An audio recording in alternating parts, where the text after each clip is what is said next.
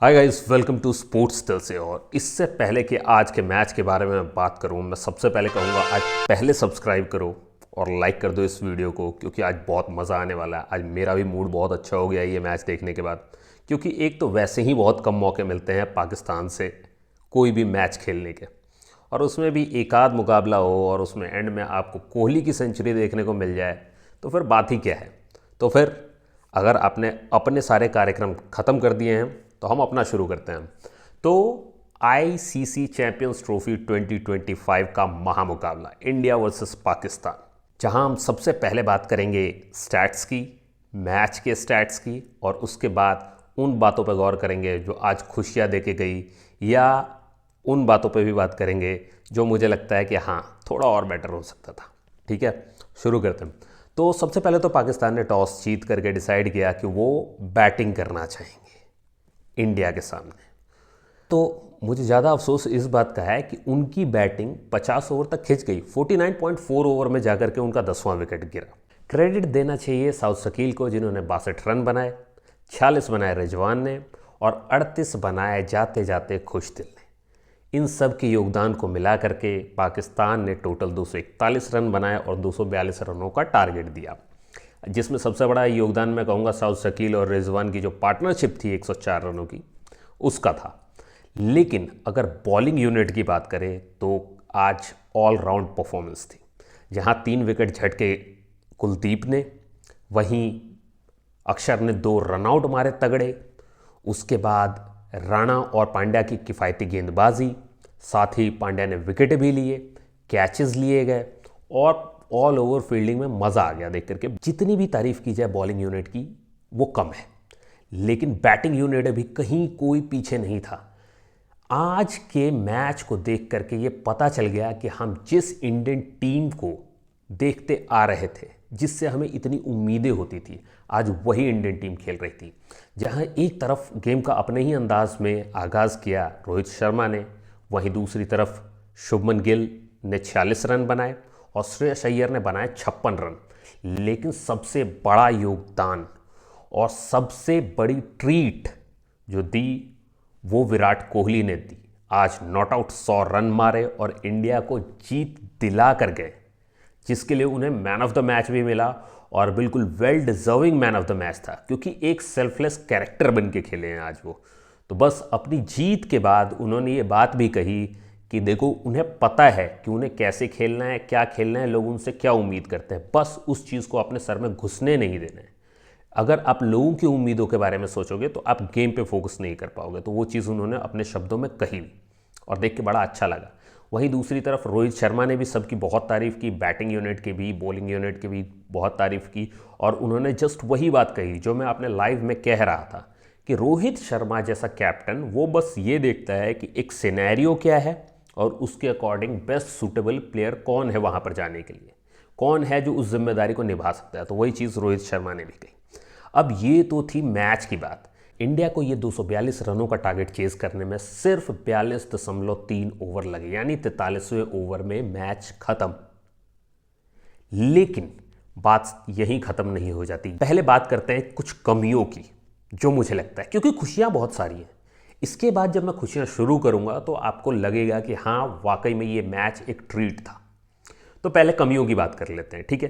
पहली चीज़ तो कि बॉलिंग यूनिट की तरफ से जो एक्सपेक्टेड था, जैसा एक्सपेक्टेड था, जैसा बांग्लादेश वाले मैच में हमने देखा कि बॉलिंग यूनिट कुछ स्पेशल नहीं करती है। जैसे मैंने कहा कि वो एक प्लेयर उस सिचुएशन के अकॉर्डिंग कौन होना चाहिए वो लगा दिया जाता है वहाँ पर, और उसके बाद जस्ट उससे एक्सपेक्ट किया जाता है कि डिलीवर होगा, क्योंकि जो खेलता है उसे पता है कि हाँ ठीक है, कभी आपका दिन होता है, कभी नहीं होता है, कभी रिजल्ट वैसे आएंगे, कभी नहीं आएंगे, तो जस्ट ये एक्सपेक्ट किया जाता है। इंस्टेड मैं चाहूँगा कि अब इंडियन क्रिकेट उस मुकाम पे है जहाँ पर मैनेजमेंट इन चीज़ों में दिमाग लगा सकता है कि क्या टिप्स एंड ट्रिक्स हो सकते हैं जिससे हम अपोजिशन पर प्रेशर बना करके मैच को जल्दी रैप अप करें या विकेट जल्दी गिराने की कोशिश करें। तो उस तरीके का कोई स्पेशल एफर्ट दिखा नहीं। फिर भी मैं कहूँगा कि जो भी प्लान था रोहित शर्मा का, इन रोहित शर्मा स्टाइल वो वर्क किया और हमने कम रनों पे रोक लिया। अगर आप रोहित शर्मा की बात सुनोगे लास्ट में मैच के एंड में जो उन्होंने बोला है, तो उन्होंने तारीफ इसी चीज़ की है कि हमने किसी तरीके से जो भी हमने किया वो काम किया और हमने कम रनों पे रोक लिया सामने वाले टीम को, तो उसका हमें फ़ायदा हुआ। तो बिल्कुल ये बिल्कुल सही बात है। और बस मैं इसी चीज़ की मुझे थोड़ी कमी लगती है कि बजाय इसके कि वेट करो कि 50 ओवर तक जाएगी, एक फसाना भी होता है। अगर आप सामने वाले को टिकने नहीं दोगे तो आपको पता है कि आपको 3-4 विकेट के लिए थोड़ी मेहनत करनी पड़ेगी, लेकिन उसके बाद बाकी की पूरी टीम गिरी पड़ी मिलेगी आपको। तो बस ये कमी जो लास्ट मैच में थी वही इस मैच में भी दिखी। उसके अलावा मुझे कोई शिकायत नहीं है, न कैप्टनसी से, न बैटिंग से, न बॉलिंग से, न फील्डिंग से। कुछ टफ कैचेस मिस ज़रूर हुए थे, लेकिन वो टफ कैचेस थे, ये मानना पड़ेगा। अब बात करते हैं खुशियों की। तो भाई सबसे पहले तो हार्दिक पांड्या को बधाई हो कि उन्होंने अपने 200 विकेट पूरे कर लिए। लेकिन अब इसके बाद बात करेंगे विराट कोहली की, जिन्होंने सबसे पहले तो इंडियन ओडीआई फॉर्मेट में सबसे ज़्यादा कैचेस पकड़ने वाले प्लेयर बन गए हैं। जी हाँ, सबसे ज़्यादा कैचेस पकड़ने वाले प्लेयर बन गए हैं विराट कोहली। और वहीं उन्होंने कर लिए हैं वनडे में 14,000 रन पूरे। अब ये तो हुआ दूसरा। अब तीसरा, उन्होंने 51वां शतक मार दिया है। और आखिरी, जो कि इस मैच के लिहाज से बहुत इंपॉर्टेंट था, प्लेयर ऑफ द मैच, वो भी आज विराट कोहली थे। तो बहुत बहुत बधाई हो, बहुत अच्छा लगा आज देख करके। और टॉप 3 जो बंदे हैं जिन्होंने हाईएस्ट सेंचुरीज मारी है वनडे फॉर्मेट में, वो अब इंडिया के हैं। पहले नंबर पे आते हैं विराट कोहली, दूसरे पे सचिन तेंदुलकर और तीसरे नंबर पे हैं हिटमैन रोहित शर्मा। तो बिल्कुल अब हम इस चार्ट में रूल कर रहे हैं। आज जो कोहली की सेंचुरी थी उसने मूड इतना लाइट कर दिया है, उसने एक तरीके से बीजीटी, न्यूजीलैंड दौरा, श्रीलंका दौरा, इन सब की थकान मिटा दी है। तो आज कोहली की सेंचुरी देख करके ना एकदम फ्रेश फील कर रहे हैं हम, और जितने भी कोहली फैंस होंगे वो सब फील कर रहे होंगे। अब साथ ही बात कर लेते हैं कोहली के इस सेंचुरी के जर्नी की। देखो, हर किसी के पास अपनी एक कोहली स्टोरी होगी कि उन्हें उनकी कौन सी इनिंग पसंद है या क्या। लेकिन अब पुरानी कहानियों को छोड़ते हुए एक नई कहानी मैं आपको सुनाना चाहूँगा। मैं आपको बताना चाहूँगा उस इनिंग की कहानी जहाँ इंडिया को ज़रूरत थी, जहाँ हिटमैन अपनी भूमिका निभाने आए और जो हम एक्सपेक्ट करते हैं उस तरीके से उन्होंने तेज़ खेलने की कोशिश की। उनका कंट्रीब्यूशन 20 रनों का ही था, लेकिन एटलीस्ट उन्होंने कॉन्फिडेंस से अपना पार्ट प्ले किया और वो चले गए। और उसके बाद आते हैं वहाँ पर कोहली। 1 डाउन आने के बाद जिस भूमिका में हम उन्हें देखना चाहते हैं, एक नायक की भूमिका में, आज कोहली बिल्कुल उस भूमिका में ढल गए थे। जैसे मानो उन्होंने सोच रखा हो कि आज मेरा दिन है। जिस तरीके से उन्होंने ग्राउंड में एंट्री की, जो उनकी बॉडी लैंग्वेज थी, जिस तरीके से वो बॉल पे झपट के आ रहे थे, या जिस तरीके से उन्होंने ड्राइव लगाया, आज आपको उस मैच में कोहली का वही पुराना अंदाज दिखा होगा। वही स्क्वायर ड्राइव, वही कॉन्फिडेंस शॉट में, और उसी तरीके से वो विकेट पे रुक करके खेल रहे थे। आपको पता ही नहीं चल रहा होगा कि वो कोहली कौन था जिसे हमने बीजीटी में देखा। एक सेंचुरी आई थी वहाँ पर, लेकिन बाकी के टाइम जिस तरीके से स्ट्रगल करते देखा हमने कोहली को, आपको पता ही नहीं चला होगा। आपको ऐसा लगेगा जैसे ये दोनों दो अलग कोहली हैं, दोनों अलग विराट कोहली हैं। तो बिल्कुल एकदम नए अवतार में नजर आया। ऐसा लग रहा था कि पुराना वाला विराट कोहली फिर से हमें वापस मिल गया है। या आप दूसरे शब्दों में ये कह सकते हो कि वो हरी जर्सी देखते ही उनकी आंखें खुल जाती हैं, उनको बॉल फुटबॉल नजर आने लगती है।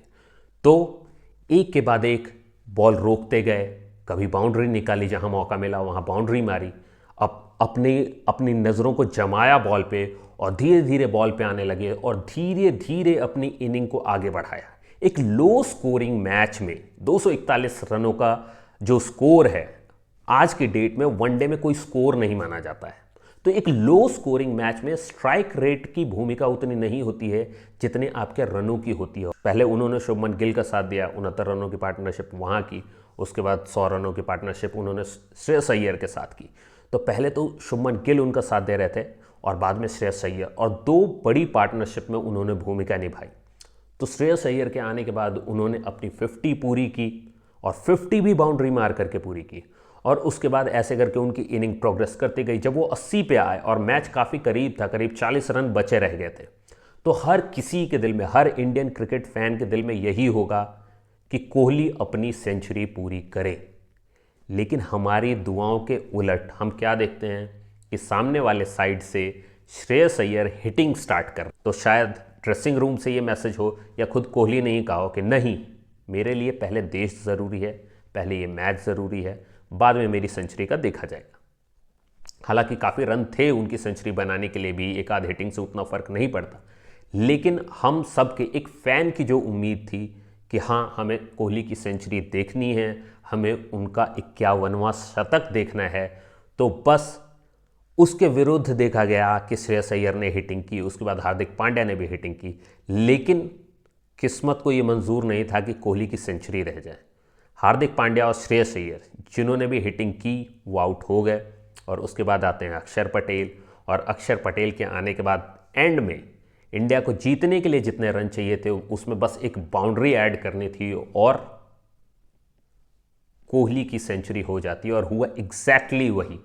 पहले सिंगल डबल लिए गए और एंड में कोहली ने इंडिया को बाउंड्री मार करके मैच जिताया और अपनी सेंचुरी भी पूरी की। तो एग्जैक्टली नॉट आउट 100 बनाए कोहली ने। तो ये थी कोहली की 100 रनों की जर्नी जो पाकिस्तान के खिलाफ आई, और ये बात सही है कि जब भी कोहली पाकिस्तान के खिलाफ उतरते हैं तो वो ऐसा ही धमाल करते हैं।